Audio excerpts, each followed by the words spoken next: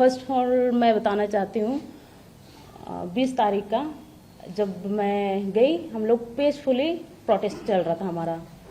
हमारा प्रोटेस्ट तो बहुत ही अच्छे से चल रहा था। सुबह मैं लगभग 10 बजे पहुंच चुकी थे अपने प्रोटेस्ट प्लेस पे। वहाँ पे बैठने के बाद में हम लोग पीसफुली प्रोटेस्ट कर रहे थे। ऐसे ही करते करते हम लोगों का 3 साढ़े 3 बज गए। तब भी हम लोगों को संसद तक पहुंचने नहीं दिया गया।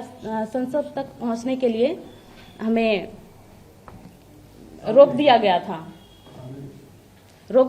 था संसद में पहुंचने से पहले, और बैरिकेड लगा दिया गया था और हमें बैरिकेड से आगे जाने ही नहीं दिया गया।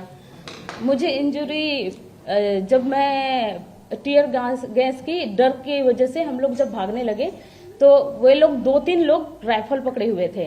2-3 सीआरपीएफ के जवान थे, वे राइफल पकड़े हुए थे और वे सारे हमारी ओर ताने हुए थे। और हम लोग पार्क के ऊपर चले गए थे भागते हुए। पार्क के ऊपर में जाने के बाद में भी वो लोग हमारे ऊपर टीयर गैस फेंके जा रहे थे। उसके बाद में सारे छात्र तितर बितर जब हो गए तब जाके वो लोग गन हमारे साइड तान दिया था। वो मैं अपने आंखों से देखी कि हमारे साइड गन ताना हुआ है। तो हम लोग फिर से भागने लगे वहां से। भागते भागते फिर पीछे से ही गन हमें फायर कर दिया गया। तो गन फायर किया और सीधे मेरे पीछे से कान में आके लगे। कितना स्टेज लगा? स्टेज तो 10-12 स्टेज लगे हैं मुझे। कान कट चुके हैं, पूरे अलग हो चुके थे कान कट के। हाँ, बुलेट से। हाँ, कान पूरा कटा हुआ है। कान पूरा कटा हुआ है। स्टिच यहाँ कान से आगे गाल तक आ गए हैं। ओपन फायर किया, सामने से मैं देख रही हूँ और देखते हुए मैं भाग रही हूँ। और हमारे साइड ही गन ताना हुआ था, तो मैं दूसरा तो नहीं बोल सकती हूँ, पर गन से ही फायर किया गया है।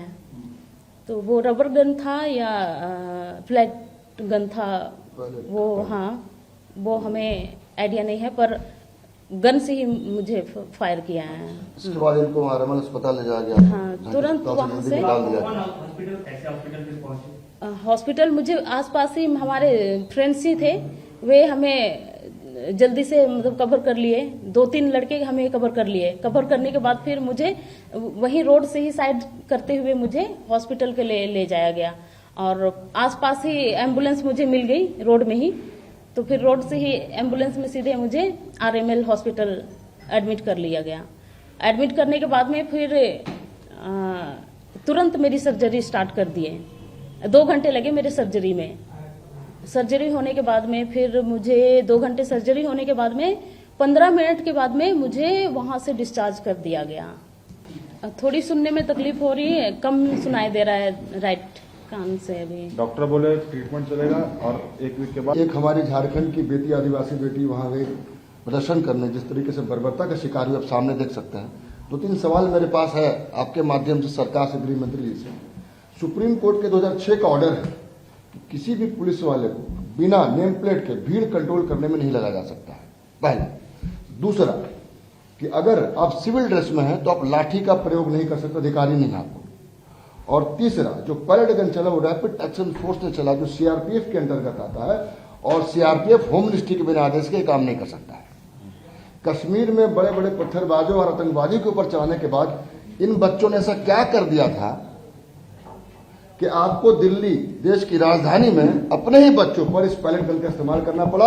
ये 3 सवाल हमारे गृह मंत्री से है। हम मांग करते हैं इन सारे चीजों पर प्रधानमंत्री, गृह मंत्री माफी मांगे और सफाई दे कि आखिर क्यों बच्चों के साथ ये बर्बरतापूर्वक व्यवहार किया गया। और आपको पता होगा जो इनमें जो एक संधि हुआ, जहां भी छात्र के ऊपर केस हुआ उसको वापस लिया जाएगा, लेकिन आज तक ऐसा कोई मामला सामने नहीं आया है।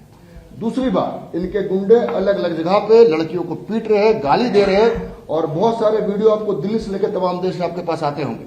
कल सीपी का कुछ वीडियो वायरल हुआ, लड़कियों को गंदी गंदी भद्दी गालियां दी जा रही है, मारा जा रहा है दौड़ा दौड़ा के कि ये लोग प्रदर्शन कर रहे थे। और तीसरी बात, जिस तरह से बिहार में देखा AK-47 चलते हैं, वहां भी कुछ बच्चों की मौतें हुई है। अभी तक सरकार पूरा आंकड़ा नहीं बता रही है कि कितने बच्चों की मौत हुई, कितने इसमें घायल हुए। अगर वो बता रही तो यही बता रही है कि कितने लोगों पे कितने लोग वहां फरार, कितने अपराधी थे। तो बहुत सारे सवाल थे, लेकिन 3 मुख्य सवाल हमारे पास है। प्रभातखबर.com, विश्वास वही, रफ्तार नहीं।